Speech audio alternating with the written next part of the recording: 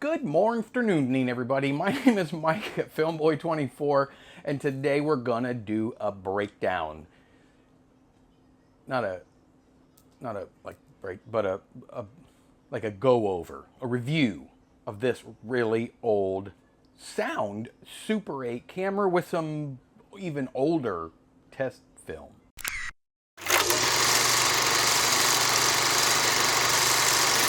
That's right, it's time to break it down. What we have here is a 70s model Super 8 sound camera, and it appears as if somebody wants to say hello right there.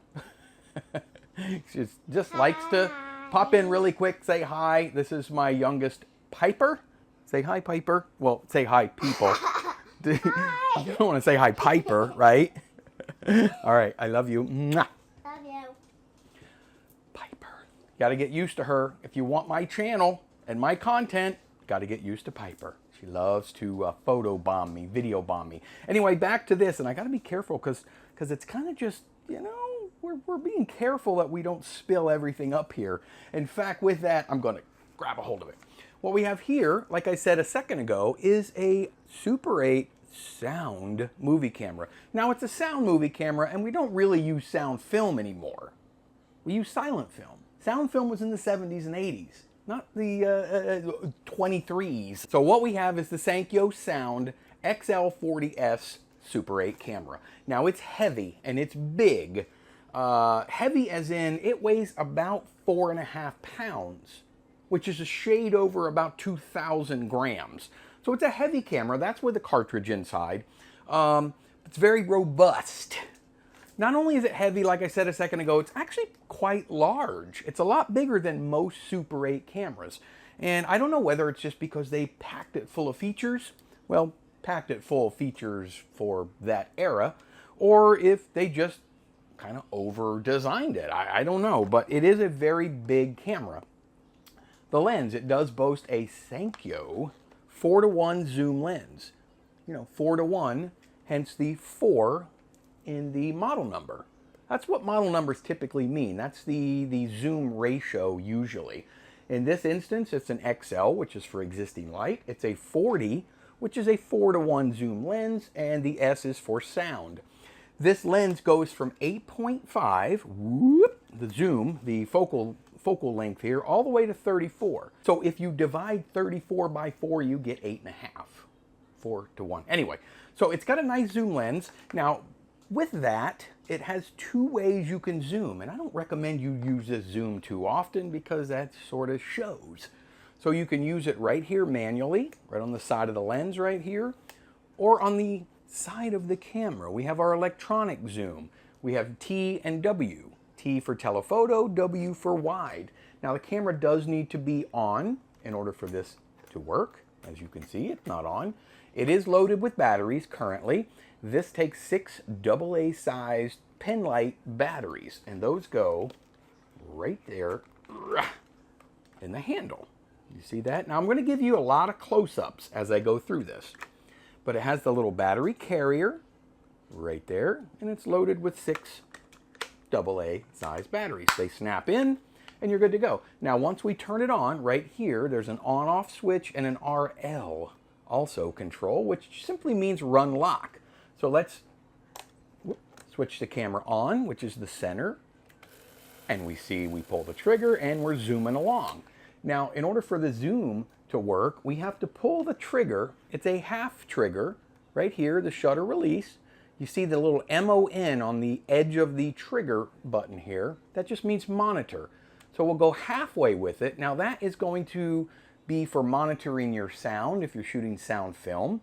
In other words, if you have headphones on, plugged into the headphone jack, and you pull the trigger halfway, you should be able to hear what your microphone is picking up. Now with that, you won't be able to use the zoom up and down feature, the in and out or telephoto and wide, until you fully depress the trigger. So watch, if we do monitor and try it, doesn't work. If we run the camera, now we go telephoto and wide, you see the zoom ring moving up and down. Bloop, bloop, bloop. See there? Okay, continuing on, we have a green battery button right there. All that does is tell you if your batteries are good or not. Simple. And it's got sort of a little protector over the top of it so you don't accidentally keep pushing it. But what you do is you kind of slide your finger in the middle there and you push the green button and you look at this little indicator, red indicator light right on the front. Now watch, here we go. Boop. Can you see the light? I hope it's showing up. But the little red light comes on, that means your batteries are good. When you're filming, there should also be a red light on there, as you can see right now, hopefully. All right, moving on, you see high and low right here. That's the audio sensitivity. If you want the microphone to pick up a little bit nice and quieter, lower audio, put it on low. Higher audio, it's more sensitive to a lot of things. So you'll get more ambient noises with the high. So a lot of people choose low. Next to that button there is your filming speeds. You have two options with this camera, which I kind of like. You have 18 frames per second and you have 24 frames per second. I shot this roll of film right here as a test, and we did that in 24 frames per second because that's what I prefer. Now, moving on, we have, if you look right on top right there, just about every Super 8 camera you'll ever find is going to have one of these. That's a footage counter. It goes from 0, or S, which is start, all the way to 50, and F, which is finish. You see that right there? And the needle moves depending on how far you go. Now, if you take the cartridge out mid-roll and snap it back in, your counter is going to reset all the way back to 0. So you better remember how much you shot when you put it back in. Now, one thing I really particularly like about this camera, let me put this lens cap back on, is auto and manual exposure. Right here on the side, on the right-hand side top, there's a dial, and you roll it all the way to the top, and you're in auto. So your 6 AA batteries operate everything. Everything. The zoom motor, the exposure, the drive motor. You don't have to worry about the little tiny cells. So if you're all the way on top, you should be able to have auto exposure. So the camera does all of the exposing for you. You don't need your light meter, supposedly. Now, if you roll this wheel downwards, as you roll it inside the viewfinder, I see you. At the bottom, there's a little scale. It starts out at f1.2 because this lens is a f1.2, which is quite speedy lens, and it goes all the way up or close down to f45. And as you roll this little dial on the side of your camera here, it'll go from 1.2 all the way to 45. Now there's a little lock at the bottom. Didn't really seem to do anything for me, but I'm pretty sure you're supposed to leave that on lock to kind of avoid any damage to the meter as you're transporting or moving the camera around. You want to leave it all the way down just in case something should jolt your camera. I usually just click it up and leave it in auto until I'm ready to shoot. And then I always use my, well, typically always use my manual exposure with most of my cameras, if they have it. Get back on there. Now the camera also has a backlight button right here. This is a fun little feature. If you're going to use auto exposure, that's where you would use your backlight. If you use an auto exposure and there's bright light behind your subject, in most cases, that's what this was originally for. You'll hold this button in on the side and you'll get one extra stop. So if you got your subject in front of you, bright light behind you, your camera is going to probably meter for that bright light, so your subject's going to be too dark. Push this button, your iris will open up by one stop, and it should expose your subject relatively well. The only bad thing is you got to hold this in while you're filming. It's not too difficult. It's in a pretty good spot right there. It's a little, you know, it's a little spring button, so when you let go, it lets go. We also have your 85 filter right here on top. Now this is kind of a neat little way they did it here. It's just a little flip up. There's a little panel kind of right here. When it's down, your filter is in place. So if you're using a tungsten balanced film or the yellow light film, you leave this nice and flat. See that? The top of the camera is nice and flat. If you dig your nail under it and you flip it up, you just flip the filter out of place. It's out of place. Now the filter will also kick out of the way if you're using the stock that pushes that little button inside here. There's a little pin in there that pushes the filter out of the way if you have the correct stock to do that. On the very top, in the back here, we have an accessory shoe, one of the lengthy ones. Now that was for like a condenser microphone. See, the cameras came in these really big, beastly camera bags like this. Now that's what mine came in as well when I purchased it. And it's kind of falling apart a little bit, but this is the microphone that I was talking about. And all of the covering has already come off of my microphone, but that's okay. And this just slid on right on top here. Slid onto the little shoe there. Plug this, and I'm gonna get to the ports in 1 second, but you would plug this into your mic port, turn your microphone on. There's a little on-off switch on the side, and then look at that. Woo! We have a boom mic. You can reach right out and touch someone. See that? Pretty fancy. That was not supposed to happen. Okay, we've rescued the microphone. Sorry about that. So you don't want to do what I just did when you collapse your microphone. You want to hold the back. And also, this does have a battery. This microphone takes the little cell right here in the bottom. But you want to hold the back of your microphone when you push it back in, or take it off first. Anyway, we're moving on. We have a diopter adjustment right here on the side of the viewfinder, and that's for people like me that wear glasses, and it essentially just moves the little lens here in and out, and it compensates for those like me, like I said, that have glasses. So you don't use your glasses when you look through your viewfinder, and you want the image to be clear. You want to be able, a couple ways to do it. You can focus on infinity, put your focus on infinity, look at something far away, and then turn your diopter until everything is clear. Or you can just look through and turn your diopter until you can read like your f-stop scale and things like that. Now, moving on, the inputs on the side here. We have 5 different inputs: monitor, auxiliary, microphone, 9-volt DC, and remote. You see that little panel there? Monitor is for your headphones. If you're shooting sound film, you'll hear what your microphone is picking up. Auxiliary is for an auxiliary input audio source. So if you want to hook that, like a tape recorder back in the day, or something like that, you would use your auxiliary port right there. Microphone, well, that's pretty self-explanatory. You hook up your mic like we just did, the one that I threw.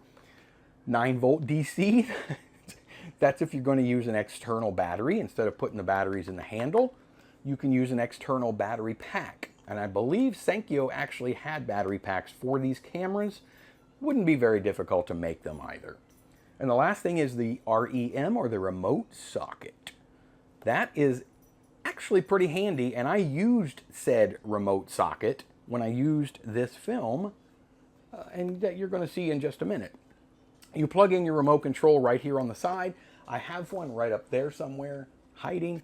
It's real simple. You plug it in. You put this camera on run lock, which I guess I forgot to tell you about.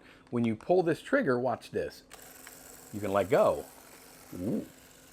Camera runs until you switch this back across, like that. That's how you shut it off from run lock. Now, if you're going to use your remote, you plug your remote in right here. Then you switch it to run lock. You pull the trigger. It will not start if you have the remote cord plugged in. You start it with your remote. You start it and stop it with your remote. Simple as that. Now, the film compartment, this is rather interesting. It has a 2-click open right here.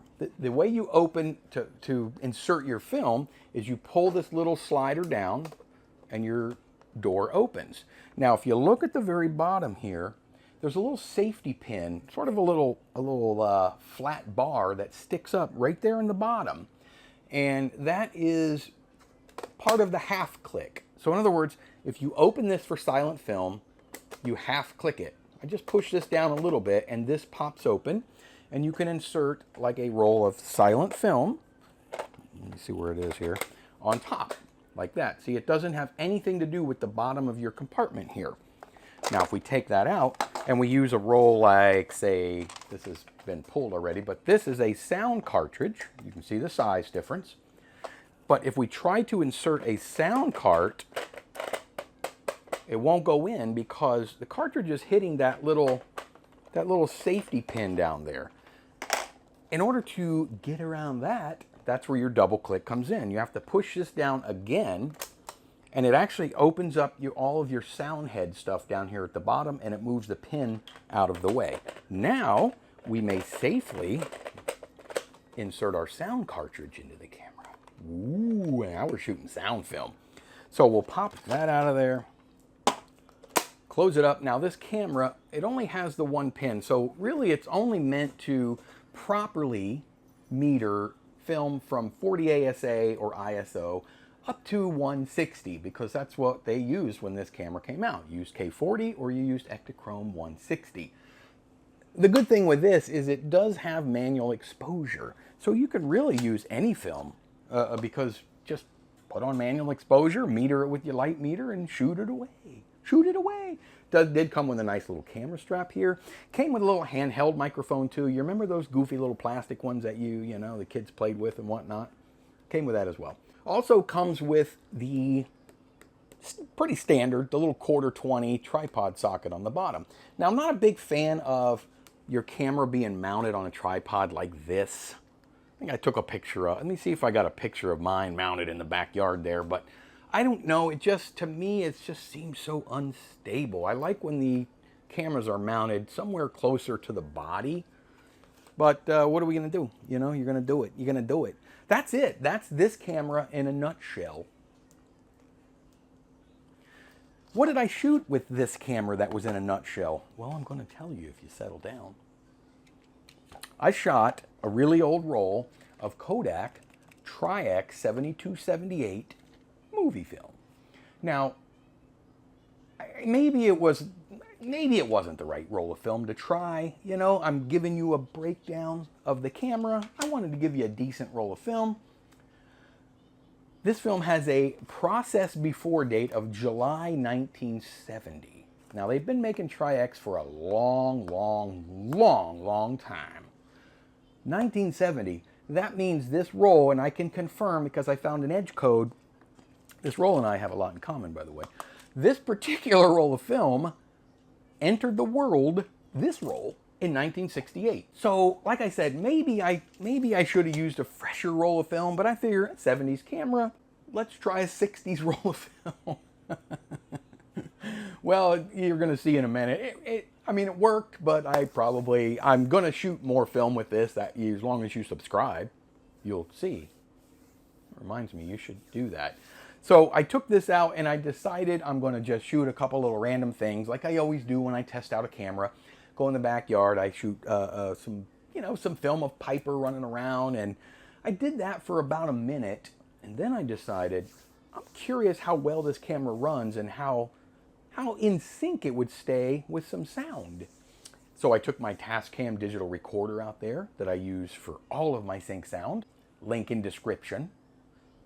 And I used this microphone right here, which is just my little cheap wired Boya lapel microphone, link in description. And I went outside and I sat in a chair. Now, let me explain really quick. I do everything myself, 100%. I know I have a couple kids and they were just kind of running around, but my 13-year-old was busy doing stuff. Piper was in there and she was doing stuff. So my wife wasn't home. I went out in the backyard and I should have seen me. I just looked Laurel and Hardy-ish. I got, a tape measure and I'm trying, I sit down, I got the camera on a tripod, I focused it and I'm trying to get the heights right and the framing right, but I'm not actually in the frame while I'm trying to frame it. So my framing, you'll see it's a talking head, but my framing's a little off. But first thing I'm going to do really quick before we get to the sync sounds, I'm going to show you about the minute of footage that I shot with this camera, with this film in the backyard. Here it is.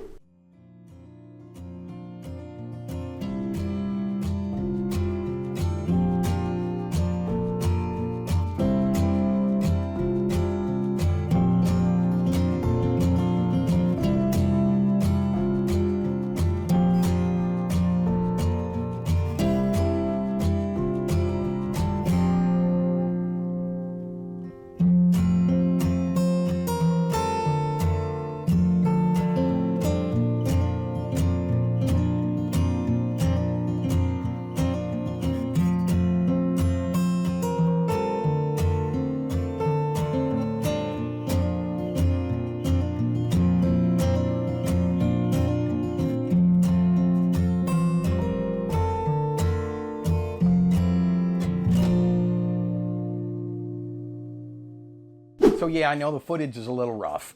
It's a little bit, the exposure is a little bit off, but see, I don't know if it's the film, the age of the film, deterioration of the film, or if there's an issue with the camera, or you're going to see in a minute, even a little bit worse with the talking head. It's very grainy, especially when you process this old Tri-X reversal as a negative. You get a lot more grain introduced, as you can see. It's not great, but it's not too bad. Like I say, I'm going to shoot more with some modern stocks with this camera and see if we can sort that out. But let me show you, let's find out if you can sync some sound. I shot 1.5 minutes continuous. Here that is. So, like I said earlier, this is just a little test. I've got my really old Kodak Tri-X film at 72-78 with my Sankyo 40, is it SXL or my XL-40S? I don't remember the model number, but you know what it is because I just talked about it. It's really hot and very, very humid here in my backyard. I do have my little timer going. I'm just recording everything right here on my little Tascam digital recorder. It's the DR05X. I've talked about it in other videos, but I just kind of wanted to test this camera right here with some sound, because I've lately been really wanting to do a little bit more sound work, because eventually I do want to make a feature film either on Super 8 or 16 millimeter. So what better way to kind of test everything than with what I'm doing right now. So by now you know whether or not this is working or not. Hopefully it is. And I got my timer. Now what I'm going to do is tail slate it really quick so that I know how to sync it up. Here we go. Now I'm going to go ahead and say goodbye, take it back to that good looking fella inside. Bye. Like I said, there's something going on. There's a sort of an overexposed area kind of in the middle. It's almost like there's a weird fog in the middle of the footage. Not real sure if it's an issue. Maybe light was getting in through the viewfinder, kind of fogging the film, or blasting the film a little bit, you know. I don't know if there's a leak somewhere in the camera. I don't know if it's the film. Could be. Or I don't, it was extremely bright out and the sun was right overhead. So I don't know if I just maybe overexposed it 1 or 2 stops.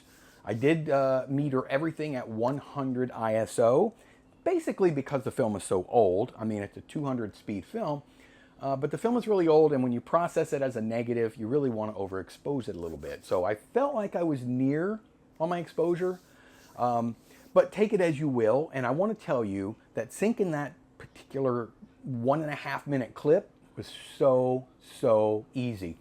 Here's what I did. So you see my timeline right here. Now you see this is the film, this is the audio right there. The film's on top, audio's on the bottom. Now look down here. I stretched my audio 102.6%. That's it. I stretched it from clapper to clapper and everything. I didn't do anything else. So that tells me that the motor in this camera, it didn't run exactly at 24 frames per second, but whatever its speed was, it was very constant. I didn't have to chop up anything to get it to sync. So, yay!